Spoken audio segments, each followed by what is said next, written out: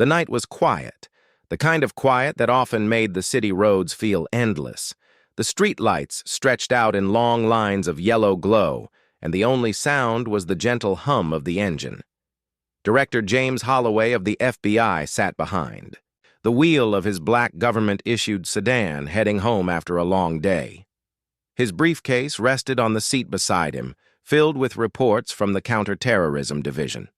His mind was still on work, even though it was close to midnight. James was not a man who enjoyed late hours, but his position often demanded them.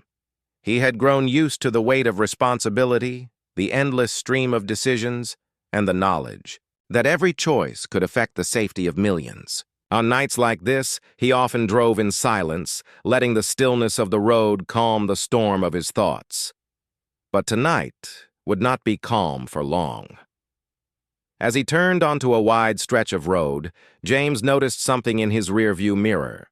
Red and blue lights suddenly flashed behind him, cutting through the night like a warning flare. His brows furrowed. For a moment, he thought it must be a mistake. Perhaps the cruiser was aiming for another car. But there were no other vehicles in sight. The lights were for him. James tapped his brakes and guided the sedan to the side of the road. The gravel crunched beneath his tires as he pulled over. He switched on his hazard lights and waited. Inside, a wave of confusion stirred. He had not been speeding. He had not broken any traffic laws. His vehicle was a government car, with the plates clearly marked. Still, he remained calm. After decades in law enforcement, James understood that mistakes happened. He had trained agents himself to approach every stop with caution, and he knew how it felt to be on both sides of a situation like this. In the mirror, he saw the police cruiser stop several feet behind him. The headlights stayed on, casting sharp beams into the back of his car. A door opened. Out stepped a young police officer, his hand already resting on his holster. His steps were stiff, tense, as though every move carried suspicion. James kept his hands visible on the steering wheel. That was the first rule he had taught his own agents: never make a sudden move during a stop. The young officer came closer, flashlight in hand, its beam cutting through the window glass and into James's face. "Step out of the vehicle," the officer ordered, his voice sharp and nervous. James blinked. The usual traffic stop began with a request for license and registration. This was different. This was more than caution. This was suspicion at its peak. "Officer," James said, his tone steady, "I'm Director Holloway with the Federal Bureau of Investigation. I can provide identification." But the words did not soften the officer's stance. Instead, the flashlight wavered slightly, and the hand on the holster grew tighter. "Step out of the car," the officer repeated, louder this time. For a moment, James considered the situation. He had been in dangerous confrontations before, but never one like this. Never one where his title meant nothing in the eyes of the man before him. Slowly, carefully, James reached toward the passenger seat where his leather badge wallet sat atop his briefcase. "Don't move!" the officer shouted, pulling his weapon from its holster in a flash. James froze, his hands back on the steering wheel in plain sight. His heartbeat, usually steady even in crisis, gave a sharp thump in his chest. The gun pointed directly at him was not unfamiliar, but the circumstances made it heavier. This was not a criminal pointing a weapon. This was someone sworn to protect, someone who should have been an ally. The street around them remained silent, yet the tension filled the air like a storm about to break. A single wrong movement could turn this into a disaster. James spoke again, his voice calm, almost soothing. "Officer, I'm unarmed. My identification is on the seat beside me. If you allow me, I'll show it to you. I'm not a threat." But the young man's eyes showed doubt. Perhaps it was inexperience. Perhaps it was fear. Perhaps it was something James could not yet name. The barrel of the weapon stayed fixed, unshaking, and the officer's finger hovered near the trigger. Inside the car, James thought of the irony. He had spent his career protecting the nation, leading teams to dismantle threats far larger than this. Yet here he was, sitting in his own vehicle, being treated like a suspect. Minutes stretched, though they felt like hours. James's training told him to remain still, to keep the situation from escalating. But deep inside, a question lingered. What had caused this young officer to treat a routine stop as if it were a battlefield? The night seemed to hold its breath. James glanced once more in his mirror. Another cruiser had pulled up behind the first, its lights flashing the same red and blue rhythm. More footsteps echoed on the pavement. More shadows moved in the glow of headlights. The situation was no longer a simple mistake. It was becoming something larger. James exhaled slowly, steadying his nerves. He had handled terrorists, organized, crime leaders, and foreign agents. He would handle this too. But something about it felt different. Something about it carried the weight of a storm he could not yet see. And so, in the quiet darkness of that city road, the most powerful law enforcement official in the country sat with his hands on the wheel, waiting to see what would happen next. The flashing lights painted the street in waves of red and blue. The silence of the night was gone, replaced by the low hum of radios and the heavy steps of officers approaching. Inside the car, Director James Holloway sat as still as stone, his hands resting firmly on the steering wheel. His calmness was not weakness. It was discipline, the kind of control learned after years of leading people through dangerous missions. The young officer who had pulled him over did not share that same calm. His hand shook slightly as he kept his weapon raised, his voice sharp and urgent. "I said step out of the car!" James looked directly at the man.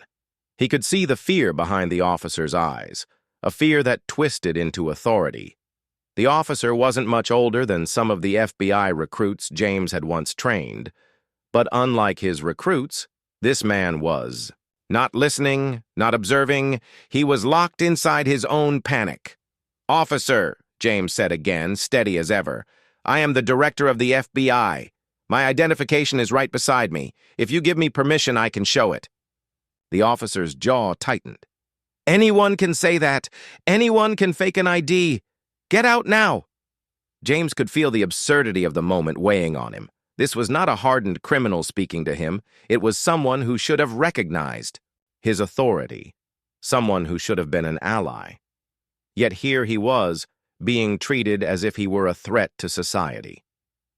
The beams from the flashlights of other arriving officers bounced off the car, filling the interior with harsh bursts of light. Each officer formed a line behind the young man, watching carefully but not interfering. Their silence said everything. They were letting the rookie lead, though doubt flickered across their faces. James considered his next move carefully. He knew sudden actions could spark disaster. Every fiber of his training told him to stay calm, keep his words measured, and avoid anything that could be misread as aggression. With a slow breath, James spoke again. "Officer, if you will allow me, I can contact my security team. They will confirm who I am." But the officer cut him off quickly. "You think I'm stupid? You're not making any calls. Out of the car, hands up." The tension in the air thickened. James could sense the younger man's pride wrapped in his words. This was no longer just a routine stop. It had become a test of authority. The officer wanted control, and he would not let it go easily. James slowly shifted his hands, raising them slightly above the wheel to show he meant no harm. "I am following your orders, but I must tell you, if you search my car, you'll find government documents. This is official property. Mishandling it could create serious issues." The officer hesitated, his expression hardening, though his grip on the weapon did not loosen. For a brief moment, uncertainty flickered in his eyes, but he quickly buried it under a mask of confidence. Out. Now. James knew that arguing further would only make things worse. So, he made his decision. Very slowly, very deliberately, he opened the door of the sedan. The creak of the hinges echoed unnaturally loud in the stillness of the street. He kept both hands in the air as he stepped out, standing tall in the glow of the flashing lights. The other officers straightened slightly, their gazes sharp, their bodies tense. The scene looked more like a standoff than a traffic stop. James stood calmly, his dark suit neat despite the long day. His posture carried dignity, a quiet power that contrasted sharply with the nervous energy of the young officer pointing the gun at him. "Walk back." "Slowly," the officer barked. James obeyed, step by careful step, until he stood several feet away from his car. His hands remained raised. Inside, he felt a mixture of disbelief and concern. How had it come to this? Why had reason been replaced with fear? The other officers shifted uneasily.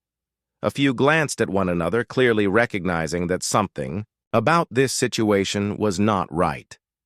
Yet none spoke. None dared challenge the authority of the man who had made the stop. The street grew heavy with silence once more, broken only by the crackle of a police radio in the background. James could almost hear the thoughts racing through the minds of the officers. Could this man really be who he says he is? Could they be making a mistake? He decided to give them a chance to think. "You gentlemen know procedure," James said, his voice calm but firm. "You can verify identities through dispatch. If you run my name, you'll see everything matches." "But," the young officer snapped back, "don't try to tell me how to do my job." James studied him carefully. It was pride mixed with fear, a dangerous combination. The night air felt colder now, the situation heavier. The young officer kept his weapon raised, but his breathing was uneven, his nerves showing despite his firm tone. James did not let his own control falter. He stood as though rooted to the ground, his hands high, his face calm, his voice measured. Yet inside, his thoughts were racing. This was no longer about him. It was about what this moment represented, the fragile line between authority and misuse of power. Minutes passed. The flashing lights continued to dance across the empty houses nearby, but no one stepped outside. It was as if the neighborhood itself had fallen silent, holding its breath. Finally, another car door opened, and footsteps heavier and slower approached. A senior officer emerged from the group, his presence commanding respect without a single word.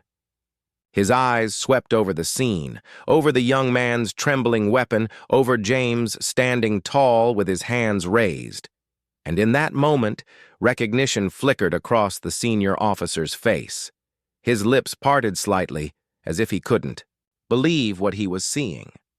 The silence broke, but not with words. The realization was there, written clearly in his eyes. This was no ordinary man standing before them. The street seemed frozen in time. Red and blue lights still flickered across the neighborhood, painting the houses with restless colors. A cold wind moved gently, rattling the leaves in the trees. Yet in the middle of that glowing stage stood two men locked in a silent struggle. One calm, one tense, one experienced, one unsure.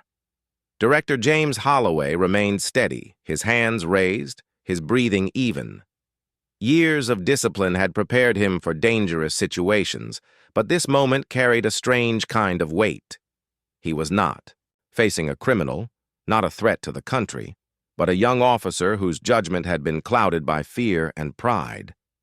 The senior officer who had just arrived finally spoke. His tone was controlled but firm. "Officer Daniels, lower your weapon." The young man, Daniels, glanced at his superior but did not move. His jaw tightened. "Sir, this man claims to be someone important. He could be lying. I can't take chances." James studied the scene quietly. The mistake was clear. The officer believed more in his suspicion than in reason. It was a dangerous mistake, not because of bullets or violence, but because it stripped away the balance that law enforcement required: trust, procedure, discipline. The senior officer's voice grew sharper. Daniels, you're making a serious error. That man, he paused, looking at James with recognition, is Director Holloway of the FBI. Murmurs rippled through the group of officers. Some stiffened, others exchanged quick glances. The weight of the revelation hit them like a stone, dropped in still water, but Daniel's grip did not loosen. His pride was now tangled with fear. How do we know that's true? He could have planned this. Criminals pretend to be government officials all the time. James finally spoke, his voice calm yet carrying authority.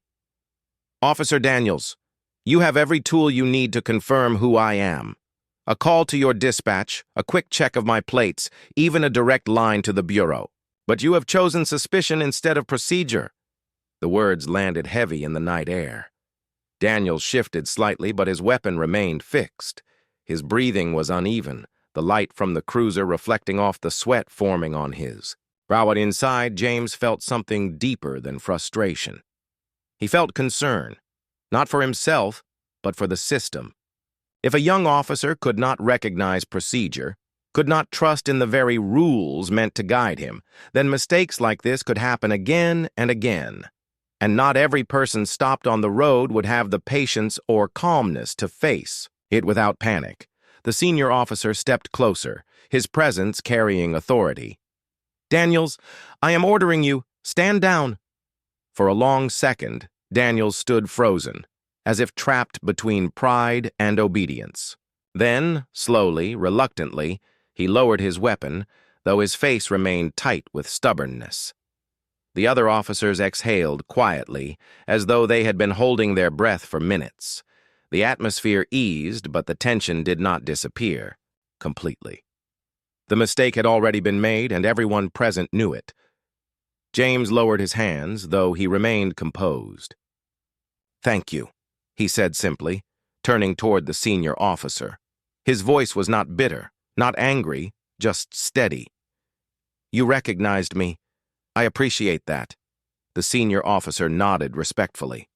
Director, I apologize for this. It should not have happened. But Daniels interrupted, his tone sharp. With respect, sir, I was only doing my job. If I had been wrong the other way, people could have been in danger. James turned his gaze toward him. His eyes were steady, not hostile, but they carried a weight that made Daniels shift uncomfortably. Doing your job means following procedure. It means balancing caution with reason. Fear without discipline is not protection. It is chaos. The words struck deeper than any lecture could. Daniels looked away, his pride still intact, but doubt beginning to creep in. The group of officers stood in silence, unsure how to react. The air was heavy with embarrassment and realization. Some looked toward James with respect, others with unease. For many, this night would remain etched in memory, a story they would never forget. James stepped closer to the senior officer, lowering his voice. I will not escalate this tonight, but you understand what this means. A mistake like this cannot be ignored, not for my sake, but for the sake of the badge you wear. The senior officer nodded solemnly. Yes, Director. I understand. For the first time that evening, James allowed himself a small sigh. The confrontation had ended, but the lesson was far from over. This was not about humiliation, not about punishment. It was about responsibility, and responsibility was something that weighed heavier than any weapon. As the officers began to shift back toward their vehicles, James returned to his car. The briefcase still sat on the seat, the badge, wallet resting on top, untouched. He opened it and held it up briefly for all to see, not out of arrogance but out of clarity. This, he said, his voice firm but not raised, is not just a piece of leather with a badge inside. It represents trust. It represents the people who rely on us to be fair, to be disciplined, and to protect, not intimidate. Never forget that. The officers stood silently, the weight of his words settling on them. Even Daniels, though still tense, could not meet James's eyes. James closed the door of his sedan, but before starting the engine, he looked once more at the group. He knew the night had changed something, not just for him, but for them. Mistakes could be forgiven, but only if lessons were learned. As the car rolled forward, the flashing lights faded behind him, swallowed once more by the stillness of the night. Yet the echo of the confrontation remained. It was not the sound of raised voices or drawn weapons, but the echo of a mistake that demanded reflection. And in that silence, James knew the story was only beginning. The night had already carried more tension than anyone expected, but the situation was far from over. The flashing red and blue lights from the patrol cars cast restless colors across the quiet neighborhood, making the houses look like silent spectators of an unfolding drama. Director James Holloway sat inside his black sedan once again, his badge now resting in plain sight on the dashboard. The senior officer had apologized, but the young man, Officer Daniels, still carried pride in his eyes, as if lowering his weapon had been a defeat. The other officers remained uneasy, their expressions caught between respect for the director and uncertainty about how to handle the moment. James had seen many kinds of conflicts in his long career, but this one troubled him deeply. A simple misunderstanding had turned into a public spectacle, and like all spectacles, it was drawing more attention. In the distance, more sirens began to wail. Their echo bounced off the buildings, growing louder with each passing second. Backup was arriving. The senior officer sighed under his breath. "This is about to get bigger than it needs to be." James nodded slightly. He knew how quickly word spread on the radio. A call for backup rarely traveled quietly. Soon, there would be more cars, more lights, more eyes. The neighborhood would not stay asleep much longer. Within minutes, 2 additional cruisers rolled up, their tires crunching against the gravel. Doors opened, and more officers stepped out, scanning the scene with alert eyes. Their hands hovered near their belts, unsure of what exactly they were walking into. From their point of view, it looked like a standoff. A group of officers surrounded. A government sedan, and a tall man in a dark suit was at the center of it. The details hadn't yet reached them. All they saw was tension. "Report!" one of the newcomers called out. His voice was sharp, commanding, and carried the weight of experience. Daniels stepped forward quickly, eager to explain. "We have a possible suspect claiming to be a federal official. He refuses to cooperate." James's brow tightened at the words. They were not only inaccurate, they were dangerous. In a matter of seconds, the story had shifted from misunderstanding to accusation. The senior officer stepped in immediately. "That's not true." Daniels overstepped. "This man is Director C. Holloway of the FBI." The newcomers paused. Confusion rippled through their group. One of them frowned, his eyes narrowing as he glanced from James to the senior officer. "Are you serious?" James lowered his window and spoke clearly so all could hear. "I am who he says I am. My identification is on the dashboard. You are welcome to verify it, but this has gone far enough." The night grew heavier with silence as the officers processed the revelation. Some shifted uncomfortably, realizing they had nearly escalated a situation involving one of the highest officials in the country. Others kept their faces stiff, though their eyes betrayed unease. Daniels, however, refused to step back. His voice rose, louder than before. "We can't just take his word for it. We don't know if he's telling the truth." James turned his gaze toward him, calm but firm. "And yet you still haven't made a call to verify. Why?" "Because fear speaks, louder to you than facts." The words cut through the air, and even the backup officers glanced at Daniels with raised brows. His stubbornness was beginning to show cracks. The senior officer lifted his radio and spoke firmly. "Dispatch, confirm identity of vehicle owner. Plate number." He read it aloud, his tone sharp, his body language leaving no room for debate. The radio crackled. A moment later, a voice responded. "Confirmed." Vehicle registered to the Federal Bureau of Investigation. Director James Holloway. The confirmation hit like a hammer. Every officer on the scene froze for a moment, as though the weight of their mistake had finally settled onto their shoulders. The backup officers straightened immediately, their faces a mix of shock and embarrassment. James stepped out of the car once again, standing tall in the glow of the cruiser lights. He looked at the group, his expression unreadable, but his presence commanding. Now you know, and now you must decide how to carry this forward. The senior officer lowered his head slightly. Director, I assure you, this will be addressed. What happened tonight is unacceptable. James studied him carefully, then shifted his gaze to Daniels. The young man still held his jaw tight, his pride refusing to let go, but his eyes no longer carried the same fire. Doubt had entered, though. He tried to hide it. This was never about me, James said, his voice steady. It was about the uniform you wear, the trust that comes with it. Every mistake you make with that badge is a shadow cast on all who wear it. Remember that. The silence that followed was heavier than the sirens. Even the backup officers, who had only just arrived, felt the sting of the lesson. James turned back toward his car, but before stepping inside, he looked once more at the scene before him. The flashing lights, the cluster of uniforms, the neighborhood quietly watching from behind curtains, all of it had become a symbol. This was what happened when caution lost balance, when authority forgot discipline. A simple stop had become a public demonstration of failure. And yet, perhaps, it could also become a lesson. As he closed the car door, James knew the incident would not remain on this street. News traveled fast. The Bureau would hear about it. The city would hear about it, and soon the nation would too. The storm was only just beginning. The cold night air felt heavier now, thick with tension and unspoken words. The flashing lights from the police cars still painted the street in restless colors, but the energy of the scene had shifted.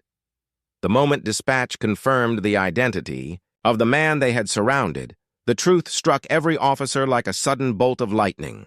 The man they had doubted, the man they had treated like a suspect, the man they had pointed weapons at, was none other than Director James Holloway of the Federal Bureau of Investigation. The silence that followed the radio call was more powerful than any siren. Officers who had stood with firm posture moments before now shifted uneasily, their eyes darting from one another to the director himself. Their bodies betrayed what their lips could not say. Shock. James stepped out of his car once more, his tall frame illuminated in the pulsing red and blue. His suit jacket moved gently in the night breeze, and his face, calm yet unyielding, carried the weight of authority that no one present could deny. He was not simply another man on the road, he was the head of the nation's most powerful law enforcement agency.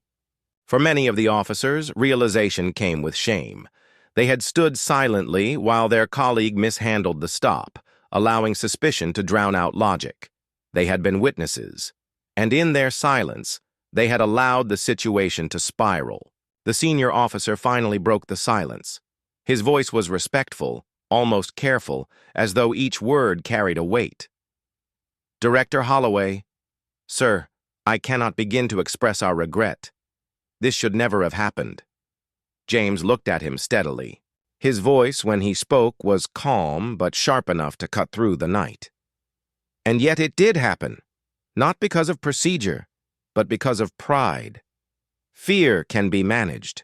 Pride, however, is far more dangerous. The words landed hard. Every officer felt them. And though James's tone was measured, the truth inside those words pierced deeper than any shout could have. All eyes turned toward Officer Daniels. The young man stood stiff, his jaw set, but his eyes flickered with uncertainty.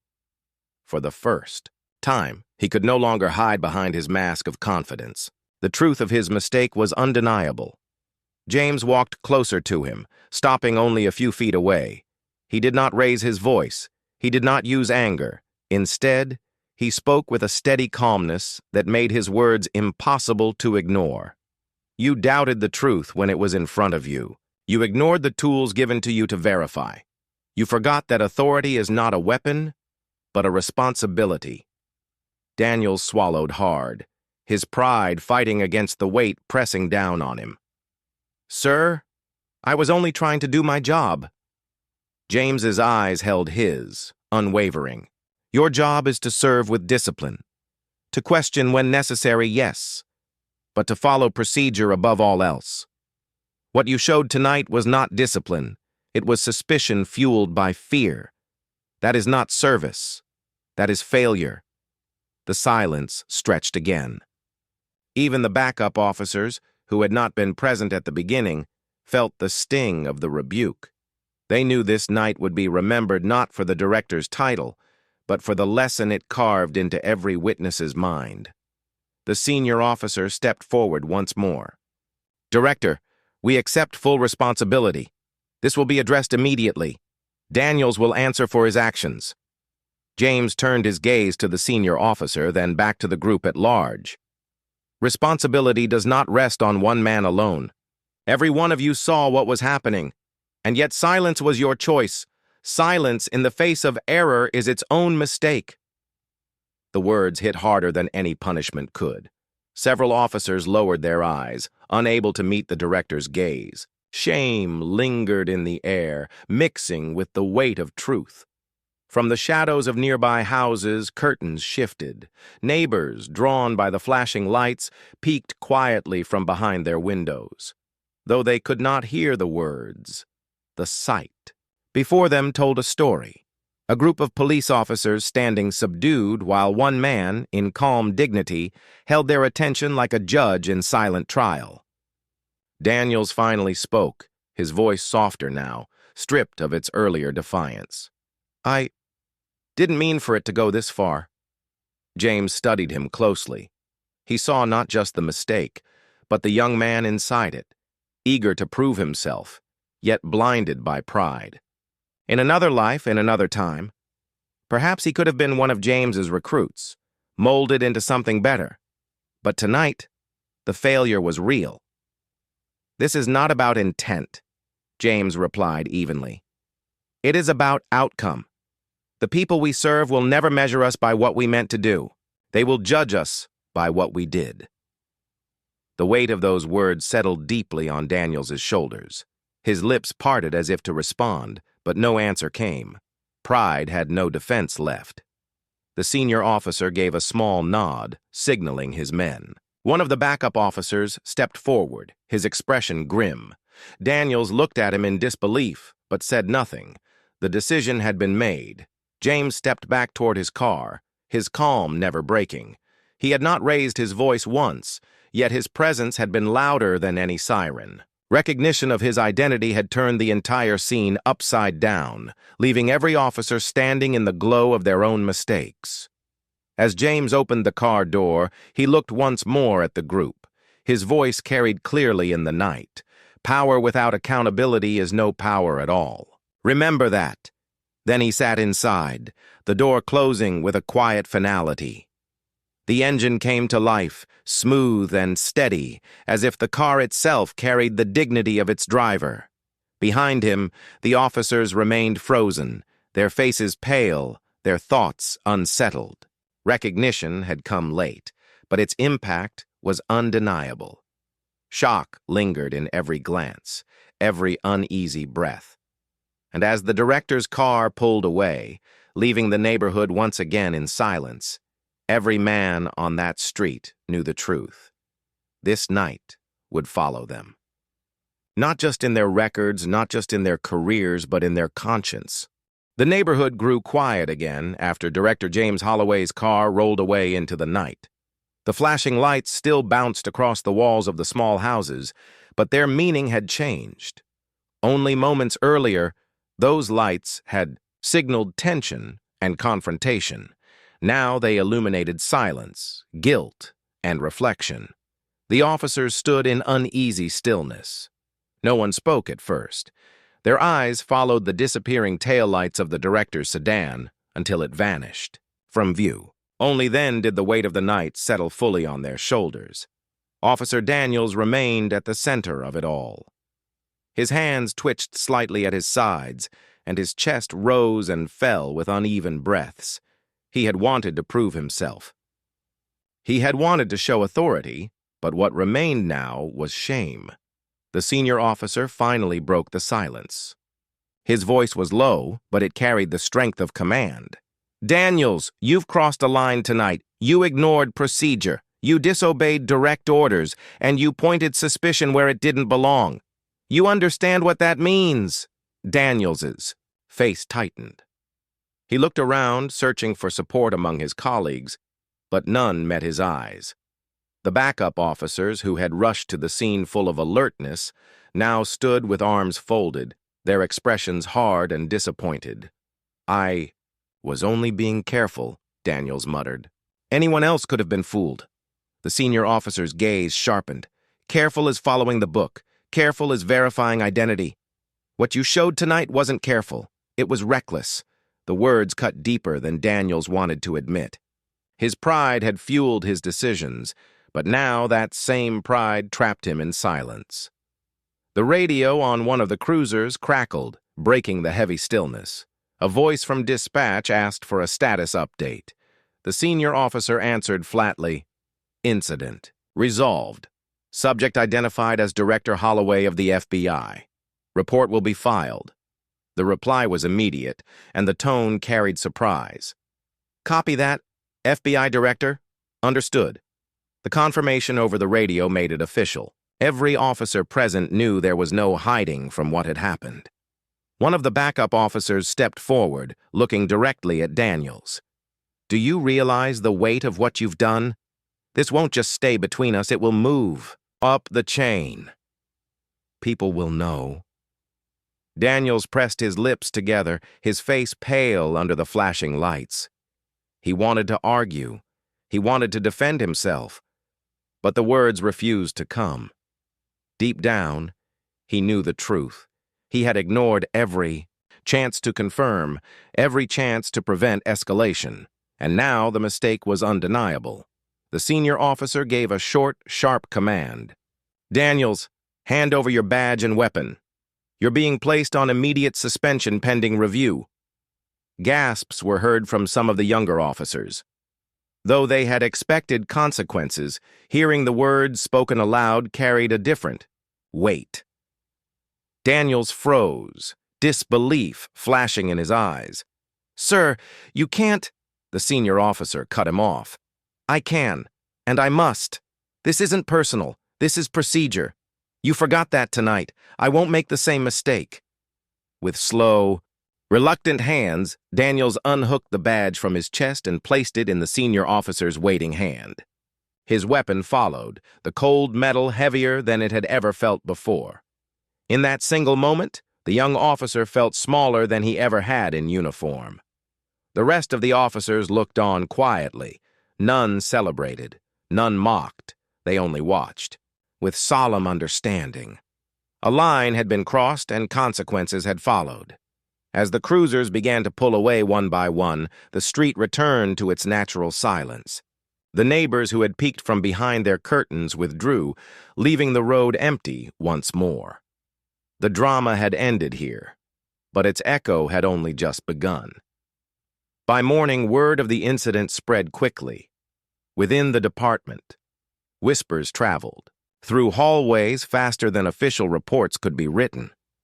The director himself, people muttered, stopped like a suspect, held at gunpoint, and it was Daniels. The story carried weight because it revealed more than just a mistake. It revealed weakness in the system, an error born not from lack of tools, but from lack of judgment. At the bureau, the director's staff had already been informed. Phones rang, emails circulated, and questions filled the air. Some worried that the incident would spark public distrust. Others wondered if the director would demand harsh punishment. But James Holloway remained calm, as he always did. He carried the same composure he had shown on the street. He did not shout. He did not threaten. Instead, he requested a detailed account from the department involved, and prepared to meet with officials. For James, the issue was no longer about the young officer alone. It was about the message the event sent to the entire nation. If the director of the FBI could be doubted, mishandled, and disrespected, what did that mean for ordinary citizens who lacked his title and authority? Meanwhile, Officer Daniels sat, alone in his small apartment that night, the badge-shaped outline on his uniform still haunting him. He replayed the events again and again in his mind. The flashing lights, the director's calm voice, the weight of those words. Fear without discipline is not protection. It is chaos. At first, he had dismissed them as lecture. But as the silence of his room surrounded him, the truth in those words sank deeper. His pride no longer spoke. His fear no longer shouted. All that remained was regret. The department moved quickly. A formal review was opened, and Daniels was ordered to appear before the board. His fellow officers, once brothers in uniform, now looked at him with a mix of pity and disappointment. The respect he had hoped to earn through boldness had been lost in a single night. For the city, the story was already spilling into headlines. News outlets reported the unusual event. FBI director pulled over, held at gunpoint by local officer. Some articles focused on the embarrassment, others on the lesson, but all agreed on one thing. The story was extraordinary, and for James Holloway, the aftermath was not about personal insult. It was about opportunity. He saw in this mistake a chance to remind the nation of a truth often forgotten. Power was not in the badge, but in the way it was used. The storm that began on a quiet road was now spreading, and its reach would be wide. The incident that began on a quiet road had grown into something much larger. By the next morning, the story was everywhere, on television screens, on front pages, across social media. Headlines told the same tale with different tones. FBI director pulled over in shocking encounter, officer suspended after mistaken stop of nation's top lawman, a lesson in power, pride, and accountability for director James Holloway. The spotlight was nothing new. He was used to public attention. But this time felt different. This was not about a case, not about a mission, not about threats from outside. This was about something inside, an error born from those sworn to protect. And the eyes of the nation now waited to see how he would respond. Inside his office at the Bureau's headquarters, James sat quietly at his desk. The morning sun filtered through tall windows, casting golden lines across stacks of papers. His badge rested beside his hand, polished but heavy. He had not slept much, but his face carried no trace of fatigue. His mind was clear. Advisors and staff filled the room with cautious words. Some urged him to demand punishment. Others suggested silence, letting the local department handle its own mess. But James listened in calm silence, his gaze fixed on the city skyline beyond the glass. Finally he spoke, his voice steady. This is not about revenge. It is about responsibility. If I make this about myself, we lose the lesson. If I make this about accountability, we gain something far more important. The room fell silent. His staff knew him well enough to understand. Once his decision was made, it was final. Later that day, a press conference was called. The nation tuned in, curious, skeptical, waiting for drama.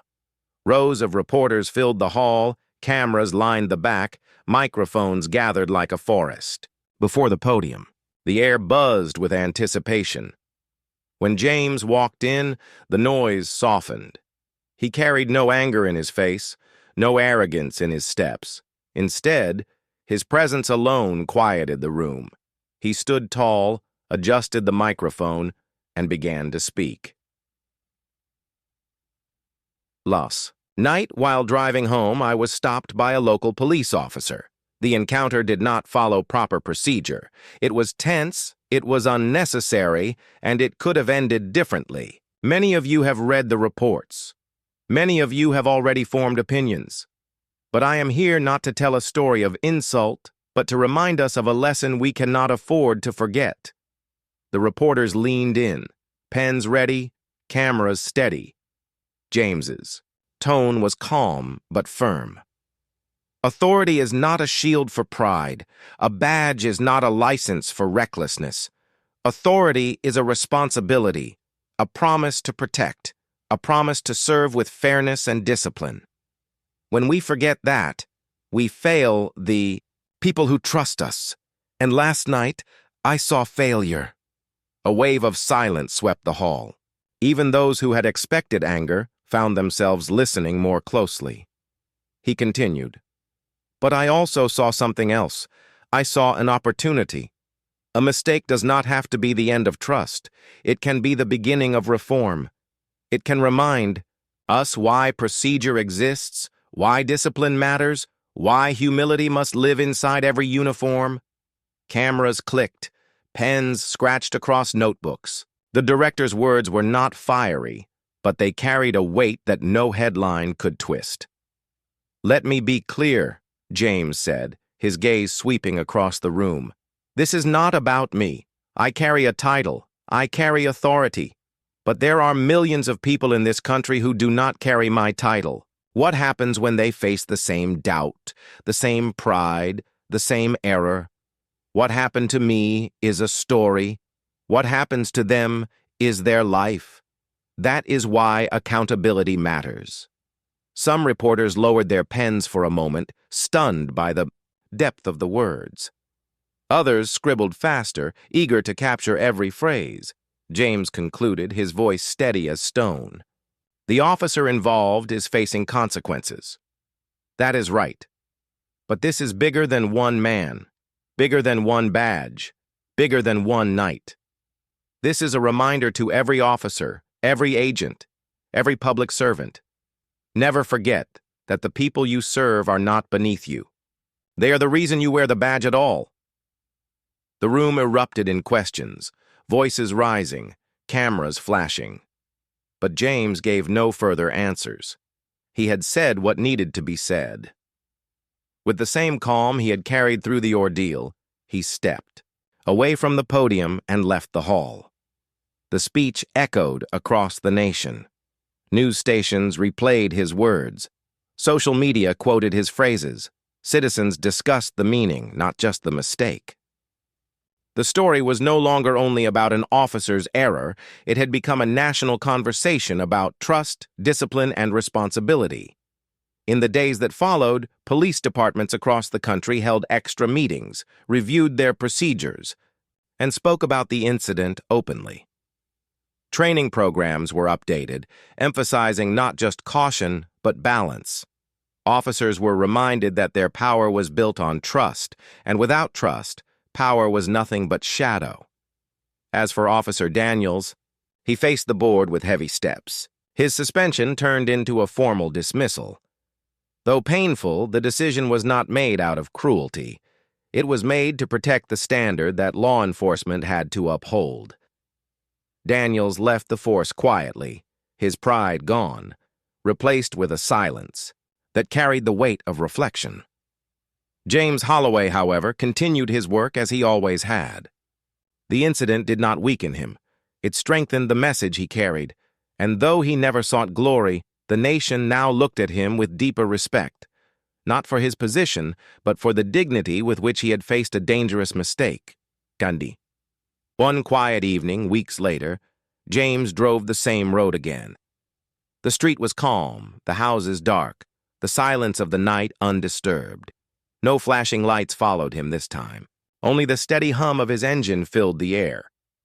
As he looked ahead, his thoughts were clear. Power meant nothing without accountability, and accountability, when embraced, could turn even the darkest mistake into a light for others to follow.